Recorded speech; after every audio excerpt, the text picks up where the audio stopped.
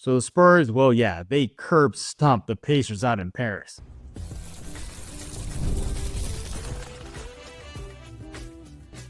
You are Locked On Spurs, your daily San Antonio Spurs podcast, part of the Locked On Podcast Network. Your team every day. Happy Friday and welcome back to Locked On Spurs here on the Locked On NBA Network. I am your host, Ken Spy's very own Spurs beat writer, Jeff Garcia. And once again, I thank you for making Locked On Spurs your first listen every single day. We are free and available wherever we get podcasts, iTunes, Spotify, Ken Spy Plus app, YouTube. You know where to go. Locked On Spurs newsletter. Yep, it's available right now, free. Click on the description below. You'll see the link. It says LO Spurs newsletter. Click on that. Sign up. Get yourself a nice little newsletter from us here at Locked On Spurs to your email inbox. And today's episode is brought to you by FanDuel. From the first whistle to the final drive, FanDuel makes the NFL playoffs even more exciting. Right now, new customers can bet $5 and get $300 in bonus bets if you win your first bet. Go to FanDuel.com to get started. What are we talking about today? We're going to be looking at the Paris massacre the Spurs handed to the Indiana Pacers on the court. Yeah, they just annihilated Indiana. It was not even a contest. After the second half, Spurs set season highs, then points. They actually played some defense. And guess what? The third quarter, they flipped that on its head. They were the aggressors. We're going to be looking at what the Spurs did right in Paris. We're going to look at kind of what the eye test gave us, what some of the numbers give us, and then we're going to preview round 2, Spurs-Pacers tomorrow out in Paris. By the way, tomorrow's game is very early. Well, not very early, but around 11 a.m. Central Standard Time in San Antonio, so heads up on that.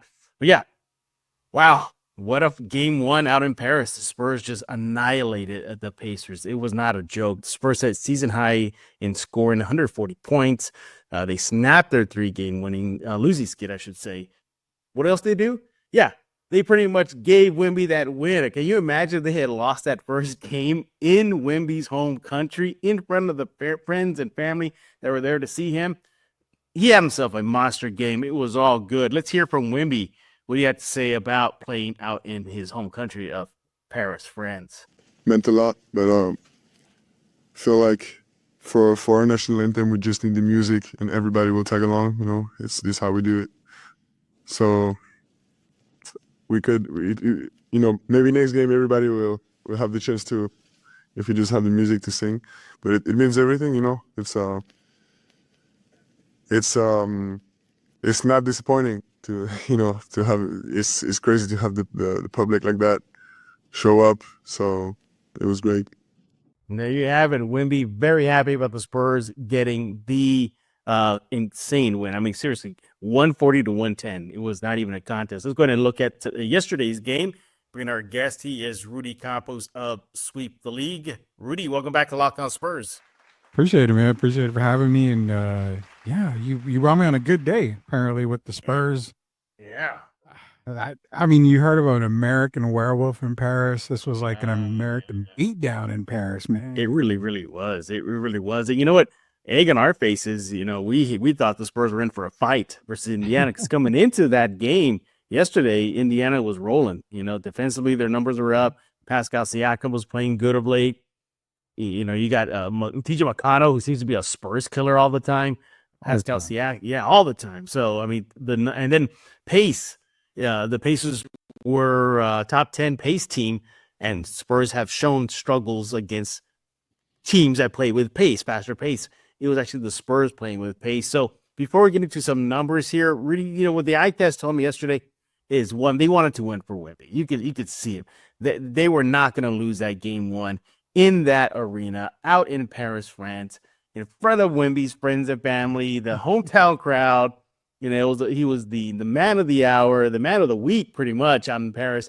They wanted to win it for him, and they did. But aside from the obvious, that being Wemby, getting the W, but what I liked about it is they almost played a complete 48 minutes. Harrison Barnes talked about that afterwards, saying this is probably one of the better games that the Spurs have played of late. Near 48 minutes of solid basketball. They didn't get down double figures. They took leads. They were taking Indiana's best runs. They were not folding under pressure. So the eye test told me they came out to win. They came out to play close to 48 minutes, and it worked with getting that W, 20th win this season. Rudy, your thoughts? Completely agree with Harrison Barnes. Now, one thing you got to remember is we always talked about that third quarter meltdown that we had been seeing from the Spurs. But if you go quarter by quarter, they dominated every single quarter. They had a 30-29 lead at the end of the first quarter. They scored 2 more points, 30-28 after the second quarter. But coming out of halftime, which has been their Achilles heel, 45 points in that third quarter compared to Indiana's 23 points. So that shows you that they played an entire 48-minute game. I know Harrison says, "Oh, we close to it." No, they actually did play an entire 48-minute game. Shows on the court, but at the same time, this is a type of game where you need that bounce back. A team like Indiana, 9 of 10 wins in the last 10 games that they were playing before this hand. It's a team, building type of thing right here. And like we were saying before, we had to eat some crow because we figured it would be a much closer game, right? Compared to what Indiana's doing. But, hey, Wemby got some home cooking. The Spurs obviously played a complete game. They wanted to make sure they got a win for Wemby in his home country of Paris. And it shows again, defense is the key. It showed this time, and it's hopefully something that they can build upon. Yeah. I got a quote here from Harrison Barnes. He says, quote, "I thought tonight we were able to put together 48 minutes, and I was just proud of everyone who came out there." Yeah, so this was pretty much the closest they got to a near 48-minute. Were there kind of some little potholes along the way? Yeah, I think in the fourth quarter, Indiana went on a 7-0 run. It looked like, oh no, here comes the wheels. They're about to fall off, but the Spurs were able to hold Indiana back late in the game. Yeah. Overall, too, I liked I know he's coming back from injury, but Sohan came back and he came off that bench. He provided a spark for the Spurs, scored in double figures, bringing the energy, crashing the boards. Maybe something's there, Rudy. Sohan off the bench could work. Kind of been talking about that, right? When we be saying that the 3 guys that should come off the bench are Devin Vassell, Jeremy Sohan, and Keldon Johnson. Well, now 2 of the 3 are coming off. I know he's back from injury, but it showed when he comes in with that second unit and still plays with a lot of the starters. It makes a big difference. So I like Sohan coming off the bench. It helps a whole lot. I think it keeps the team in rhythm. You have Harrison Barnes starting, Stephon Castle in the starting lineup as well. You showed a different side of the San Antonio Spurs, something that we saw at the beginning of the year. You can go ahead and maybe have Champagnie still come off the bench. Mm-hmm. You want to start Devin Vassell, but nonetheless, the lineup change that I saw against the Pacers, it's a French kiss on that one, Jeff. Oh, yeah. Jeremy Sohan, seeing your screen right now, 13 points, 9 rebounds, 3 assists in 17 minutes off the bench. So definitely was a spark plug for the Spurs. He said it the night before last night's game that he was more likely going to be back, so it was no secret. I was just curious where he was going to be, starting unit or off the bench. And at least for the first game versus Indiana, he was off the bench. Yeah, other eye test things that I saw out of this team was just communication. They were talking with one another, and I like that. I think that was one of the big things they lacked in the losing streak, in the down period they've been having of late. They were talking to one another. Again, I'm not the only one with all that too. You got to look at what Harrison Barnes had to say. Leave it to the old vet there to really put it in perspective here. Got it here for you. He was talking about how there was communication, yes, but more focusing on the defense. So he thought that the defense communication was big for the Spurs. Defense was their big bugaboo over the last 3 losses, over the last 5 games, the last 10 games. They were just not getting it done. And defensively, they really brought it to Indiana. Holding them, I think they held Indiana to how many points in the third? I got it right here. 23, yeah, 23 points. And even Rick Carlisle after the game said he's not sure, even when the Pacers were playing bad, that they allowed 45 points. For the Spurs to score 45 points and hold Indiana 23 points, you got to tip your cap to the Spurs defense. At least for one game, it came back, Rudy. Yeah, the defense came back strong. I mean, you're looking at a team that outblocked the Pacers 10-2 on that category. Even on steals, both teams had 10 steals a game, but it was the defensive pressure that they were able to put on. Now, the Indiana starters, let's be real, all 4 out of the 5 were in double figures. They were pretty much the offense for the Indiana Pacers, but where the bench seemed to really excel for the defense really seemed to excel for the Spurs is when that second unit for Indiana came in. Yeah. they only scored 33 points off the bench, which is very good considering you've got guys like Obi Toppin. You've also got guys, Aaron Naismith coming off the bench. TJ McConnell, as we mentioned, only held to 4 points. That shows that they really ramped up the defense when that second unit for the Indiana Pacers came in. So good job by the Spurs overall. And, not to mention everyone that got to play on the Spurs, with the exception of Blake Wesley, scored a basket. Everybody contributed. Harrison Barnes, he had 20.7 rebounds and 3 assists. He even shot 90% from the field. Only missed one shot, took 9 for 10 shots. So good on him. And he even made all his 3-point shots. Took 2 of them, made them both. So his shot was fully falling down. So again, leaving Harrison there. See, we're giving Harrison a little bit too much love there. But yeah, again, what also I like to, you brought up a good point. Everybody contributed. Blake Wesley, it was garbage time, but okay, it happens. But everybody who got on the court scored, and it wasn't just Victor doing the heavy lifting offensively. You had Harrison Barnes with 20, Trey Jones with 11. You had Jeremy Sohan, as mentioned, with 13. Devin Vassell with 25. And by the way, Devin Vassell keeping up his 20-point score or more streak now. Add another one, 25 versus Indiana out in Paris. Keldon Johnson with 9. Champagny with 7. And even Zach Collins got into the action with 2 points. And rookie Steph Castle with 9.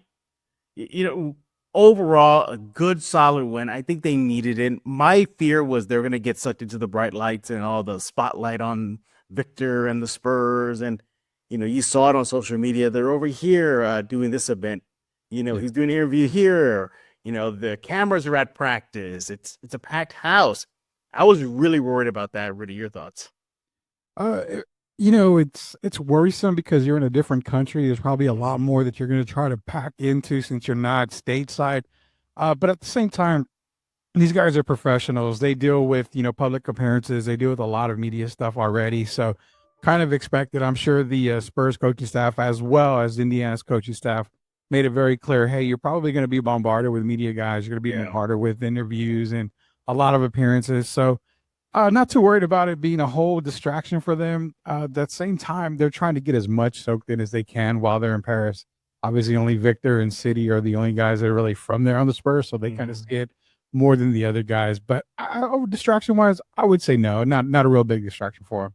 He is Rudy Campos of Sweep the League. Follow him on X at Sweep the League. When we get back, we're looking at some numbers now. There are some eye-popping numbers in a good way for your San Antonio Spurs, and later on, we're going to preview the game tomorrow versus Indiana one more time. I think the preview is going to be this. Just do what you did in game 1. That's it. That's all it's going to be. He is Rudy Campos once again. Hey, before we do that, let's talk about FanDuel.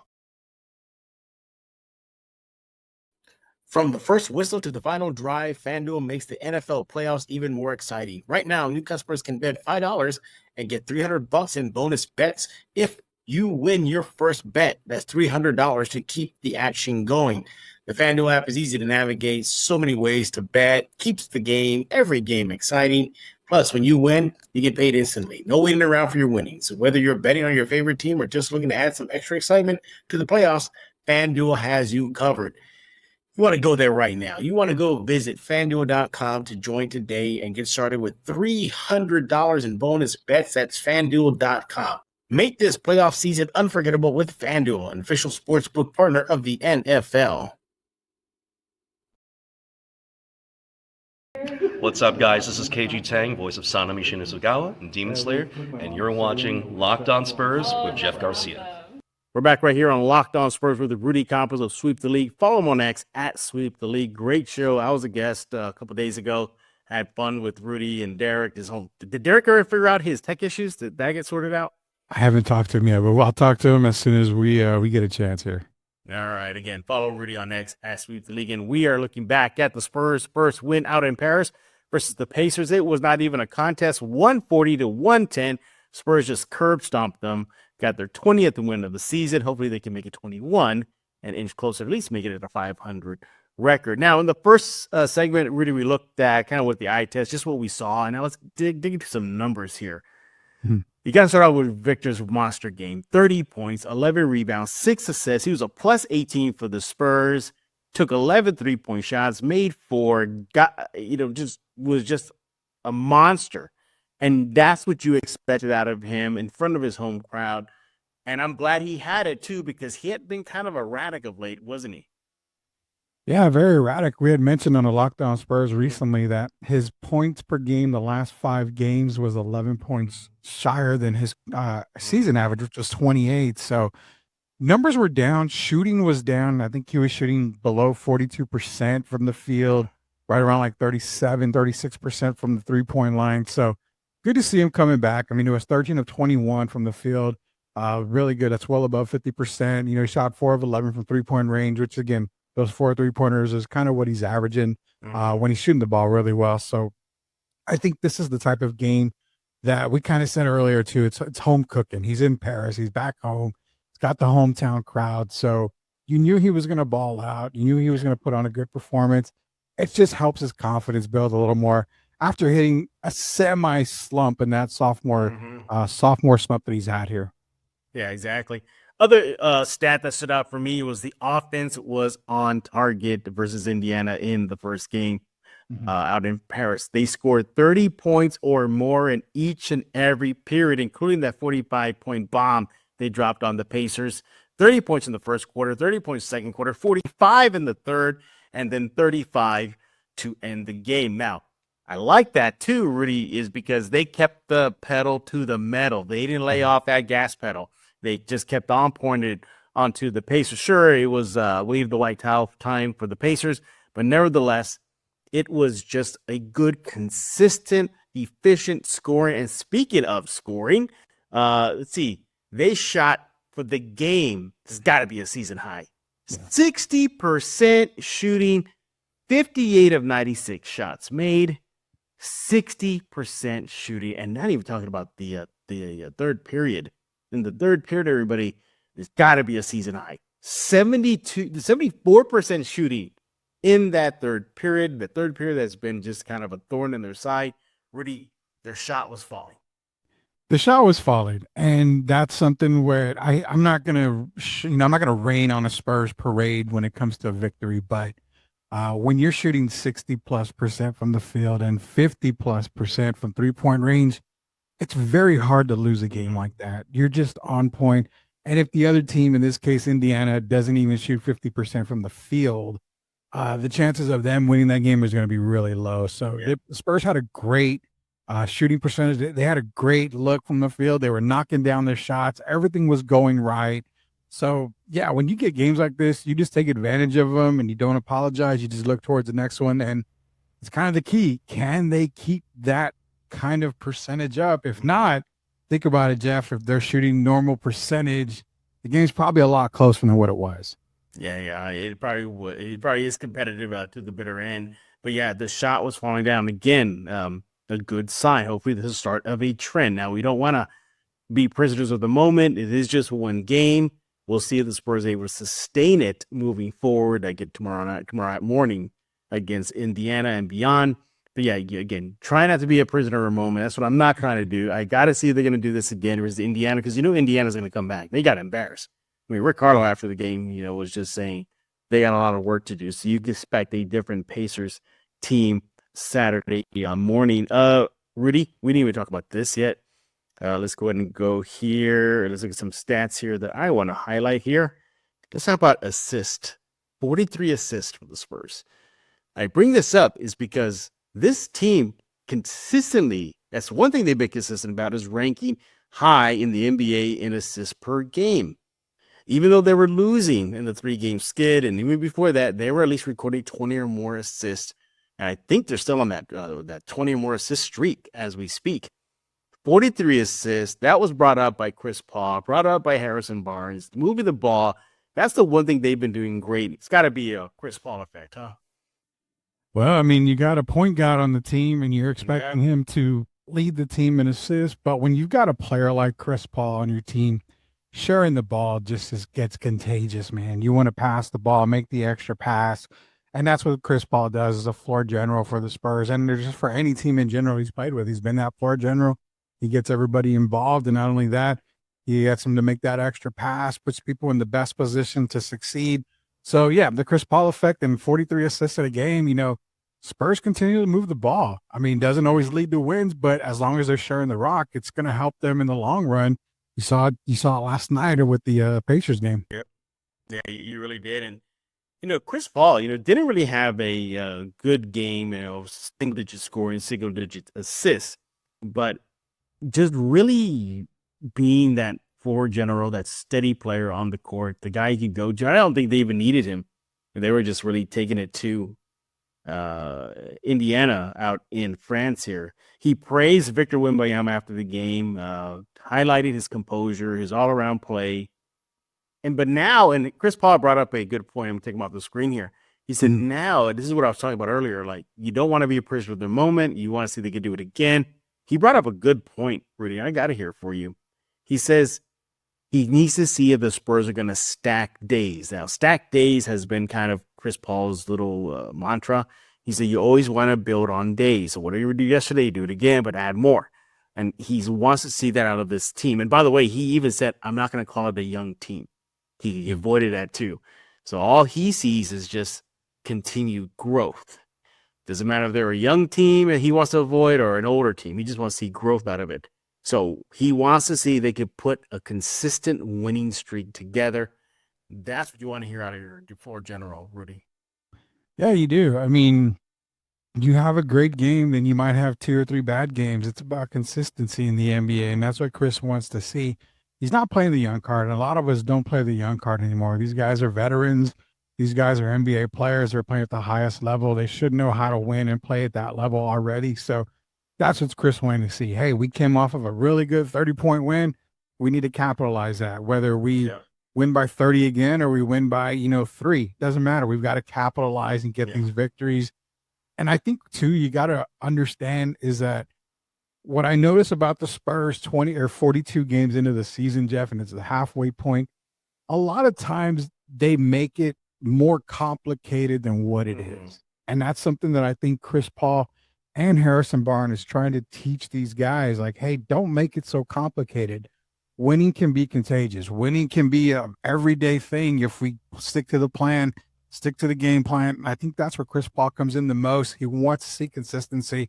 And hopefully this is a start. Now, is it a guaranteed start for it? We don't know. We got to find out. But you got to take the first step somewhere. They took the first step against Indiana. And I'm glad, too, that it's been a whirlwind for the Spurs because Chris Paul highlighted this, too, that I'm glad they went through that spotlight on them and Wemby because that's the closest they've gotten to kind of like an all-star playoff vibe. Yeah. That, all eyes are on you, Wemby, to be the man in the game. And then, of course, the supporting cast being leaned on. You saw a lot of French fans in the stands wearing Spurs jerseys. I mean, David Robinson, Manu Ginobili, and Paul Gasol came out during the game to get honored. So it was really a big deal. So I kind of like that the bright lights were on them so they get used to that. They could have really gotten a big taste of NBA playoff, quote unquote, if they had made it into the NBA Cup game, but they missed out by 1 game. So I'm glad that they were able to experience what it is to have all eyes on them. And I think that's going to go a long way, Rudy. Yeah, man. It's Wemby's probably going to be the only all-star to make it for the Spurs. And to get the feel right now, to get all eyes on him, all eyes on the team, you got to take advantage of it. And the good thing about it is that they're not doing it without the veterans. And that's the word Chris Paul, hey, soak it all in. Understand, this is the way it feels. This is the way it feels when you have all eyes on you. When this team gets better and this team is loaded and starts to compete for that consistent playoff spot, then you start talking into contenders where they're competing for the NBA title. This is the type of atmosphere that you're going to feel. Media galore, people stopping you for this and wanting to do interviews, this and that. So good thing that they're getting the spotlight now because when it is happening later on, they're used to it. He's Rudy Campos of Sweep the League. Follow him on X at Sweep the League. Do that right now. We're not done talking about Spurs Pacers game 1. We're going to look at game 2 in just a few minutes and just put our final thoughts on what happened with the Spurs getting that. They just pretty much were Thanos and they just grabbed the gauntlet and they were just toying with Indiana that whole game there. So we're going to be just wrapping up our thoughts and then looking at, again, the Spurs Pacers Sunday. But first, let's talk about Talk Space. Hey, let's talk about Talkspace. Therapy is a game changer. It can help manage stress, improve sleep, and communicate more effectively. But finding the right therapist and fitting sessions into a busy schedule can be challenging. Well, there's Talkspace. That's where Talkspace comes in. Talkspace, the leading virtual therapy provider, makes getting the help you need easy, accessible, and affordable. With Talkspace, signing up is simple. You can match with a licensed therapist who fits your needs, usually within 48 hours, and it's convenient. You can have sessions from the comfort of your own home, even message your therapist between appointments. Plus, Talkspace is covered by many insurance plans, and for most insured members, there's a $0 copay. It's never been easier to prioritize mental health. As a listener of this podcast, you'll get $80 off your first month with Talkspace when you go to Talkspace.com/LockedOnNBA, enter promo code SPACE80. To match a licensed therapist today, go to Talkspace.com/LockedOnNBA and enter promo code SPACE80 and get $80 off your first month and show your support for the show. That's Talkspace/LockedOnNBA, promo code SPACE80.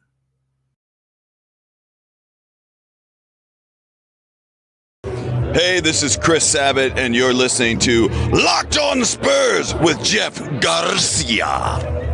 We're back right here on Locked On Spurs with Rudy Campos. Yes, he is with Sweep the League. Follow him on X at Sweep the League. Check out his show on YouTube, Sweep the League.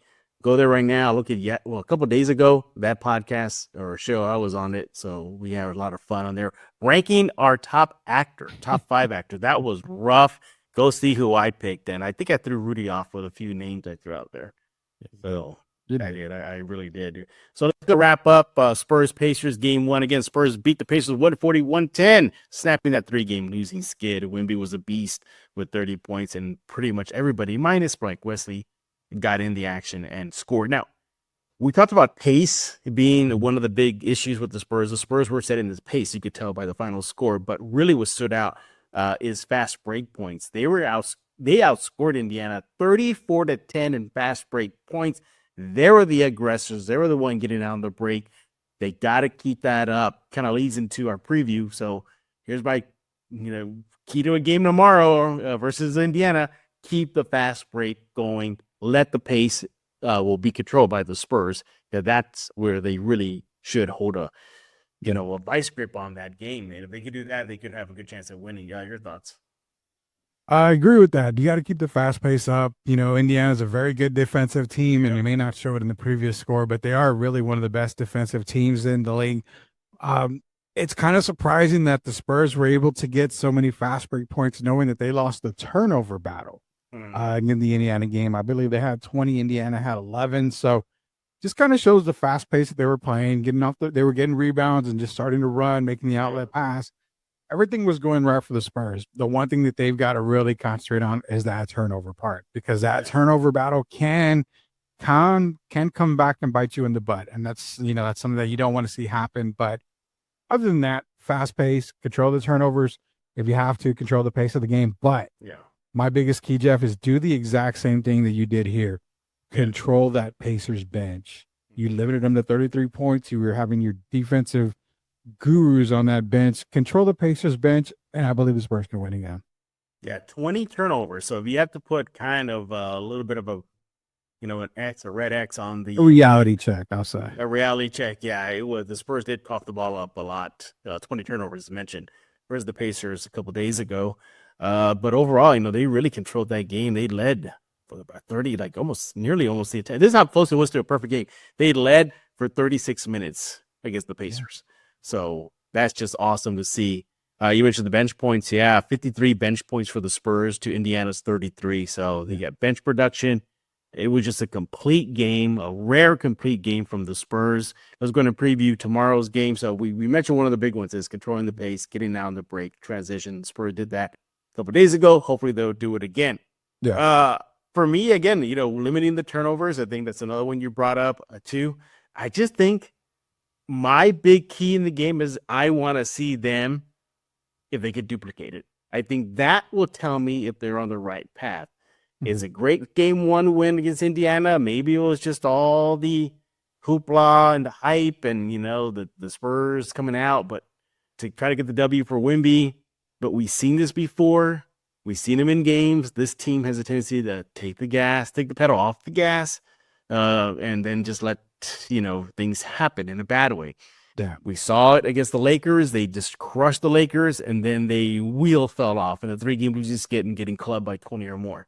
So for me, I want to see consistency tomorrow. Rudy? Yeah, it's going to be about consistency. Now, for one thing is that I don't know if they're going to shoot 60+% in the game tomorrow. So I think at least getting above 50% from the field is going to spell a victory for the San Antonio Spurs over Indiana. Indiana tends to struggle, and I think they have like a 2-13 record or something with teams when they shoot over 52%. So that 50% field goal mark is going to be key for the San Antonio Spurs. They shot it great. Continue the hot shooting. Don't make things complicated. If you got the easy bucket off of transition, do it. You obviously showed you can, run on the Pacers. You can make these fast break transition baskets a very, very vital point in the game. That's my biggest key to the game is the percentage of the shot. If they can knock down at least 50%, they're going to get the win. But again, that's not, sugar-coated. Indiana's going to come out probably a lot tougher than what they did. They kind of got punched in the mouth. They aren't knocked out yet. They got another game, so we'll see what happens. Yeah, we'll see what happens. Hopefully the Spurs get the W. He is Rudy Campos of Sweep the League. Tell us what's going on with Sweep, Rudy. Yeah, so Sweep, you want to go to YouTube, search Sweep the League TV, hit that subscribe button. Again, we've launched STL 316, a new wrestling podcast. That's going crazy. Grading the market for all your collectible needs and sports card needs. That's going really fast. Sweep Unplugged. Then you got the granddaddy of them all, the Sweep the League TV, which is myself, Derek Irvin. We get guests left and right, and we're going to be talking about NFL playoffs, the Final Four coming up. So for all you NFL gurus out there, be sure to join Sweep the League this week. Yeah, and let Rudy know your top 5 male actors. I dare you, Rat. Tough, man. That's so tough. It is rough. So for those of y'all who did not listen, mine were, I had Daniel Day-Lewis. That was one, yeah. I had Denzel Washington. Mm-hmm. I had, what did I have? Oh, you had Pacino. Pacino in there, yep. Thank you so much for bringing And Nero. The Nero was a Nero. I had him there. Then who was the 5th one? But you know what? That's why you got to go check out Sweet League. Go see who my 5th pick was. Because frankly, I don't remember it right now. But go check it out. It's on YouTube. And we thanks Rudy for stopping by again here at Locked On Spurs. We close out the week here at Locked On Spurs. But doesn't mean you can't stop interacting with us. Go subscribe to Locked On Spurs right now. It's on YouTube. Also on iTunes, Spotify, Ken5 Plus app. Pick a platform. We are there. The Locked On Spurs newsletter. Go subscribe to it right now. If you're on YouTube right now, it's in the description below. It's a big old letters there. It says LO Spurs newsletter. And the link. Click on that link. It's completely free. Make sure you do that right now. So for Rudy Campos, I am Jeff Garcia. We're going to put a lock on this episode of Locked On.